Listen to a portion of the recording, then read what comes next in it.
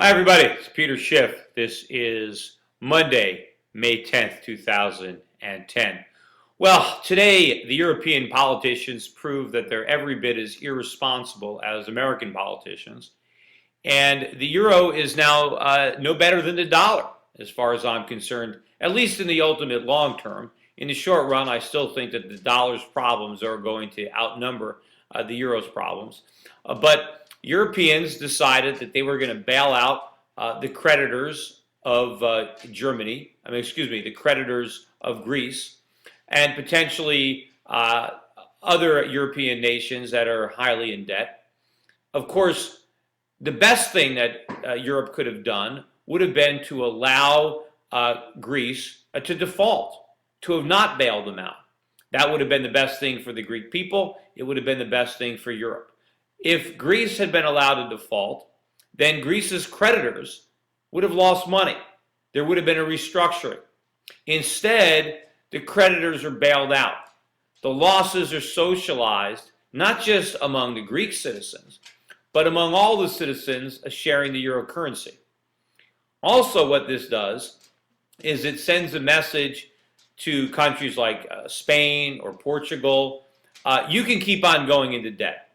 It sends a message to their creditors. Keep lending them money. Don't worry about how much money that they borrow. Because after all, if they can't pay it back, there's going to be a bailout and the European Union will pay it back. Germany will pay it back. So there is no restraint anymore. What the European Union has just said is that no European government, none of the countries that share the euro, will default. That everybody will get paid, no matter how recklessly they borrow, no matter how indebted they become. If you lend money to a European country, you will get paid back. In other words, Europe is now like the United States. We have the same thing. We will pay you back. Why? Because we have a printing press. Well, that's what Europe says. Europe is going to print money. They're going to print euros instead of allowing anybody to default. You see, up until this weekend, I suppose people buying debt in Greece or Spain or France or Germany thought that there was a chance that there could be a default. Because after all, none of those countries could print euros. So the idea was that maybe there would be some monetary discipline. Now, my feeling is that many of the banks that were buying Greek debt knew that that was nonsense. They knew that when push came to shove, that Europe would balk and they would bail them out. And they were right. They bet right and they won. And the citizens of Europe lose. The same bets were made in America. You know, we did the same thing with Freddie and Fannie. When institutions bought Freddie and Fannie debt, right on the prospectus, it said, the U.S. government does not guarantee this debt. Right? Buy it at your own risk. Yet a lot of institutions and a lot of banks bought Fannie and Freddie debt, despite the fact that these entities obviously insured way more debt than they can possibly guarantee. But the idea was, well, the U.S. government will never let them fail. And you know what? They were right. The U.S. government didn't let them fail. It should have, but we bailed them out. And now the U.S. government has assumed $6 trillion of debt. The bailout of Freddie and Fannie is far bigger than this European bailout. And of course, our bailout is not just going to be of Freddie and Fannie. What's going to happen when the states, like California, for example, when they can't pay their debts? Is the government going to bail them out?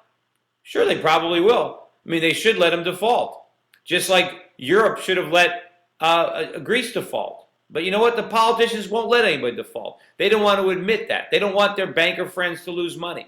They don't want to tell the voters the truth. But you know what?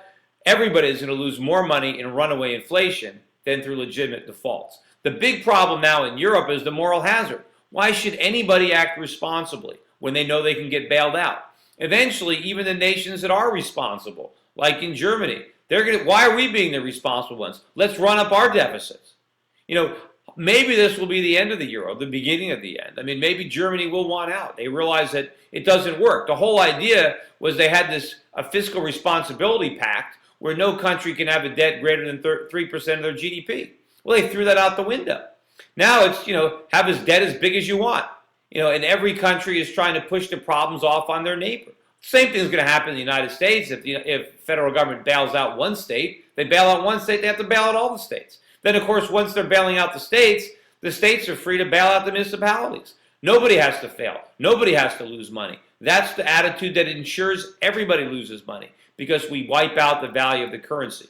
Now, I do believe that the United States is further along the path than Europe. I think the moral hazards are going to take some time before they play out, and so the damage in Europe is going to occur over a period of time. I think the United States is much further along in the process. Now, I think it's funny where I see some Americans are objecting to the bailout because, of course, some of the money is coming from the IMF, and I think 20% of that money, or close to it, comes from America, and people are upset that we're having to bail out Europe. Well, wait a minute, where are we getting that money? We're borrowing it from China. We're borrowing it from Japan. They're the ones that should be upset. In fact, the Chinese are bailing out America every single day to a much larger extent than America is now participating in the bailout of Greece. Remember, what is Europe really going to be doing? They're going to be monetizing debt. The European Central Bank is going to go out and buy Greek bonds, Spanish bonds, Portuguese bonds, right? Italian bonds, any bonds that nobody wants. The European government is going to print money and buy them. They're monetizing the debt. Well, what do you think is happening right now with our debt? But it's not only the Federal Reserve that's been monetizing U.S. government debt. And, of course, we've monetized mortgage debt, car loans, student loans. But what about the Bank of China and in Japan and Saudi Arabia and all around the world? Those central banks are buying up our dollars. They're buying U.S. treasuries. They're buying mortgage-backed securities. We're getting a bailout from Asia every single day that's much bigger than what we're going to fork over or what we're going to borrow to recycle to participate in the Greek bailout. But again, this is not a bailout for the Greek people. This is a bailout for the bankers who lent the Greek government more money than the Greek people can possibly repay.